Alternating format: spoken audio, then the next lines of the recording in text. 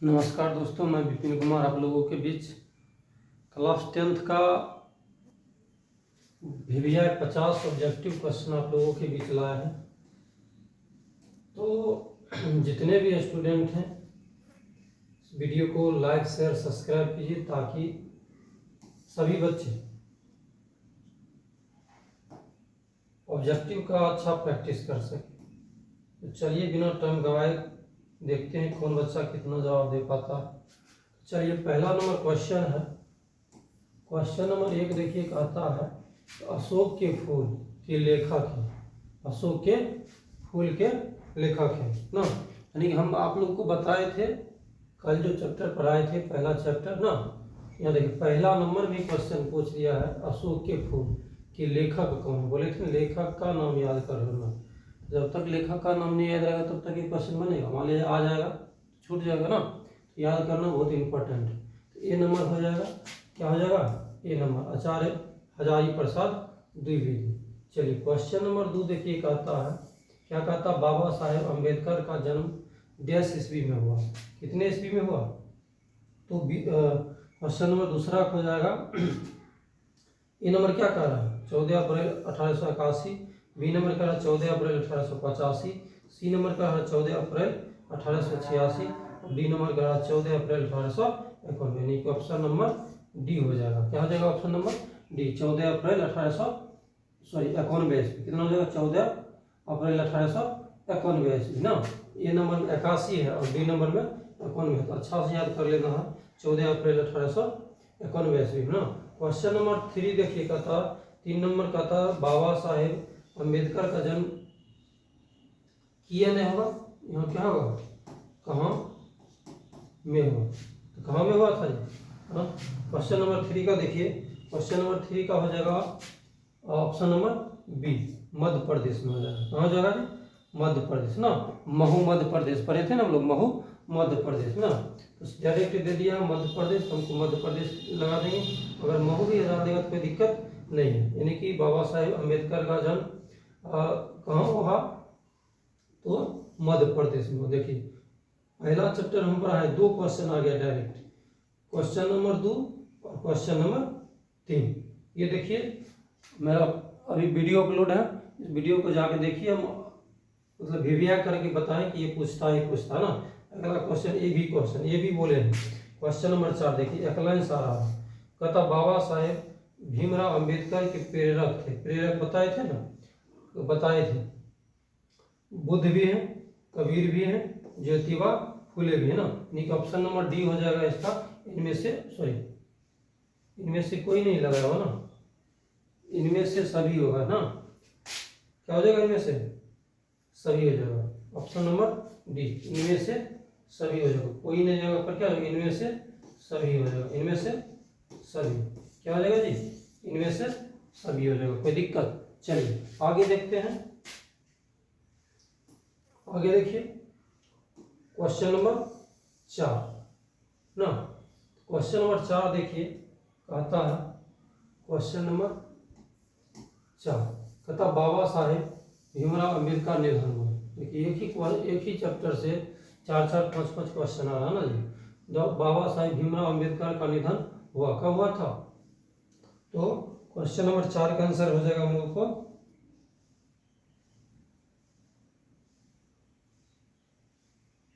कौन सा होगा, ये 4 तो ऊपर वाला था, 5 ही हो जाएगा। 5 number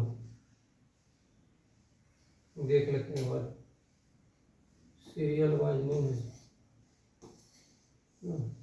question number 1, question number 2, question number 3, question number 4 और ये क्वेश्चन नंबर 5 हो जाएगा। कितना नंबर हो जाएगा, क्वेश्चन नंबर 5। मृत्यु कितना हो जाएगा, क्वेश्चन नंबर 5। कहता बाबा साहेब भीमराव अम्बेडकर का निधन कब हुआ। बाबा साहेब भीमराव अम्बेडकर का निधन हो जाएगा, यानी कि ये नंबर हमको कहता है दिसंबर 1956 ईस्वी। बी नंबर कहता दिसंबर 1951 ईस्वी। सी कहता दिसंबर 1958 ईस्वी। डी कहता दिसंबर 1959 ईस्वी ना। यानी कि हमको ऑप्शन नंबर ये हो जाएगा दिसंबर 1956 ईस्वी। यानी कि एक चैप्टर से 4 क्वेश्चन है ना। मान लीजिए इसमें 4 क्वेश्चन दे दिया, लेकिन मान लीजिए कम से कम हो सकता है एक भी क्वेश्चन आ सकता है, 2 भी क्वेश्चन आ सकता ना। यानी कि कल हम जो पढ़ाए थे आपको तरीका बताए थे कि चैप्टर का नाम, लेखक का नाम याद कर लेना, लेखक का जन्म तिथि याद कर लेना, लेखक का क्या याद करना, मृत्यु याद कर लेना, लेखक का प्रेरक याद कर लेना ना। 4 विवरण बताए थे और देखिए चारों के चारों इसमें दिया हुआ कि नहीं दिया हुआ। आप मेरा वीडियो चैप्टर 1 मतलब फुल सोल्यूशन करवाए हैं, उसको मतलब एक्सप्लेन भी किए हैं, ठीक ना। चैप्टर को जाके देख सकते हैं कि क्या इस तरह से पढ़ा है, ठीक। चलिए क्वेश्चन नंबर 6 देखिए। क्वेश्चन नंबर 6 देखिए क्या करा, विष के दांत की विधा है। ये नंबर जो होगा कहानी, दूसरा निबंध, तीसरा संस्मरण, तीसरा रिपोर्ट, थर्ड। ये क्वेश्चन नंबर 6 का आंसर हो जाएगा हमको ये नंबर क्या हो जाएगा, कहानी हो जाएगा। देखिए 2 कॉपी जैसे पढ़ाए, जाके मेरा यूट्यूब का क्लास देख लीजिए, एकदम बिल्कुल 2 कॉपी आपको मिलेगा, आपको घबरा नहीं कर सकता, नहीं पड़ेगा कहाँ से क्वेश्चन आया नहीं आया, ठीक ना। क्वेश्चन नंबर 7 देखिए, नलिन विलोचन शर्मा द्वारा लिखित पाठ है ना। ये देखिए हम बोले थे ना कि उल्टा भी आ सकता है ना, नलिन विलोचन शर्मा द्वारा लिखित पाठ है ना। अब यहाँ बच्चा क्या करेगा, चैप्टर का नाम, लेखक का नाम याद जब तक नहीं होगा तब तक कौन सा लेवल है। क्वेश्चन नंबर 7 का हो जाएगा, तो देखिए ए नंबर का था Bahadur, B number avenue, C number परंपरा का मूल्यांकन और डी नंबर क्या है, विष के दांत। क्या है जी, विष के दांत, ठीक। क्या है जी, विष के दांत, क्या है, विष के दांत, क्या है, विष के दांत ना। चलिए क्वेश्चन नंबर ये था 7 ना, ये कितना था, क्वेश्चन नंबर 7 था। आगे देखिए, ये क्वेश्चन नंबर 7 हो गया। क्वेश्चन नंबर 8 देखिए, आगे कहता नलिन विलोचन शर्मा की माता का नाम क्या था, माता का नाम था, क्या नाम था जी।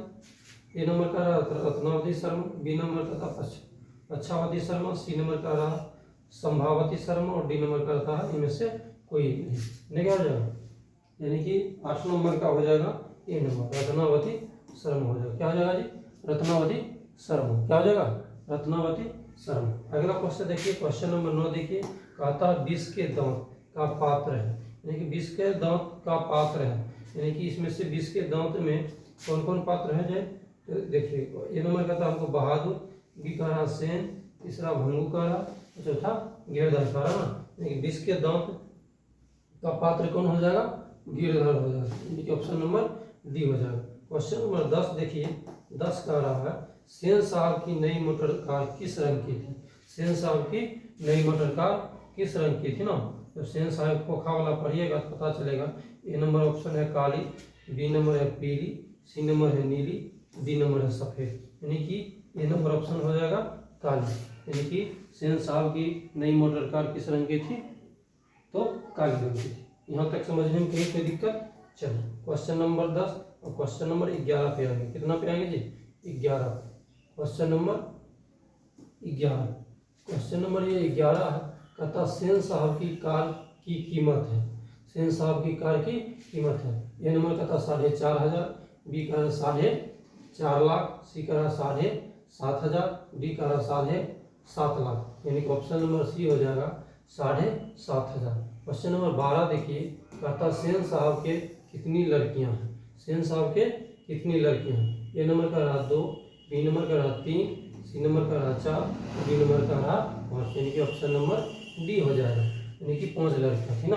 क्वेश्चन नंबर 13 देखिए, कहता है कि नलिन विलोचन शर्मा का जन्म डैश में हुआ, नलिन विलोचन शर्मा जी का जन्म डैश में हुआ। देखिए बिल्कुल आपको याद करना ही पड़ेगा, लेखक का नाम, अध्याय का नाम, लेखक का जन्म, लेखक का मृत्यु, लेखक का प्रेरक याद करना पड़ेगा, पुस्तक का नाम, उपन्यास याद करना पड़ेगा ना। इस तरह से याद कीजिएगा तो आपको 50 में 50 कोई नहीं रोक सकता। चलिए क्वेश्चन नंबर 13 देखिए क्या कहता है, 13 नंबर ना, यानी कि 13 नंबर कहता नलिन विलोचन शर्मा का जन्म डैश में हुआ था, कितना ईस्वी में हुआ था, 18 फरवरी 1915 दिया हुआ, 18 फरवरी 1916 दे दिया, 18 फरवरी 1917 दे दिया, 18 फरवरी 1918 दे दिया, यानी कि 13 का हो जाएगा ऑप्शन नंबर बी, यानी कि 18 फरवरी 1916 हो जाएगा। चलिए क्वेश्चन नंबर 14 देखिए, कहता है मैक्स मूलर का निधन कब हुआ। मैक्स मूलर का निधन कब हुआ ना।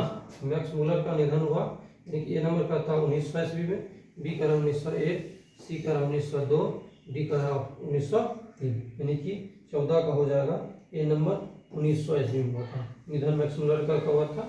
1900 ईस्वी में। कोई दिक्कत? चलिए आगे हम लोग बढ़ेंगे। ये हो गया 14 नंबर, अब आएगा 15 नंबर। ये क्या हो जाएगा? क्वेश्चन नंबर 15 पे हम लोग आ गए। देखिए 15 नंबर में क्या कहा है, ये हो गया 15 नंबर। 15 नंबर का था भारत से हम क्या सीखे, पाठ का अंतरण क्या है, अंतरण क्या है, ये हमको दिया है doctor Bhavani Shankar Trivedi. B number है भवानी मिश्र, सी नंबर का भवानी प्रसाद, और डी नंबर का था इनमें से कोई नहीं ना। अशांतरण मतलब इनको कौन प्रकाशित किया, कौन से लेखक ना, यानी कि 15 का हो जाएगा, 15 का हमको हो जाएगा बी नंबर, यानी कि भवानी मिश्र हो जाएगा। क्या हो जाएगा जी? भवानी मिश्र। क्वेश्चन नंबर 16 देखिए, 16 का कहा था आचार्य हजारी प्रसाद द्विवेदी का जन्म डैश ईस्वी में हुआ। 1906 ईस्वी बोला ए नंबर, बी का 1907, सी का 1908, डी का 1909, यानी कि 16 क्या हो जाएगा? 16 हो जाएगा हमको बी नंबर 1907 ईस्वी। कितना हो जाएगा जी? 1907 ईस्वी। जैसे हम बताते हैं, आप लोग भी क्या कीजिए, अपना याद करते जाइए कि इसमें से क्या होगा ना, पहले कंफर्म कर लीजिए कि ये हो सकता है ना। अब हमको कमेंट बॉक्स में भी आंसर कर सकते हैं कि सर इसका आंसर ये हो जाएगा। 17 नंबर देखिए, कहता है नाखून क्यों बढ़ते हैं, पाठ का विधा है। कौन हो जाएगा ये? निबंध होगा कि ललित निबंध होगा, कि कहानी होगा, कि भाषण होगा, अपनों को हम बताए हैं, ठीक, जाके देख सकते हैं, इस सारा चीज़ बताएंगे ना। 17 का हो जाएगा अपना बी नंबर, ललित निबंध हो जाएगा। क्या हो जाएगा जी?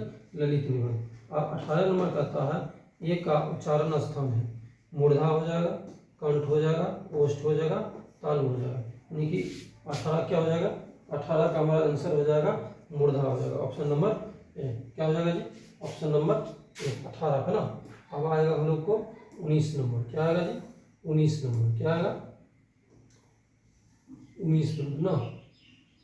चलिए 19 नंबर देखिए, कहता है ये हो गया 19 नंबर। तब भाषा की सबसे छोटी इकाई को कहते हैं समास। ए नंबर का समास, दूसरा वाक्य, सी नंबर का संयुक्त व्यंजन। क्या करा जी? संयुक्त व्यंजन ना। तो 19 का क्या हो जाएगा?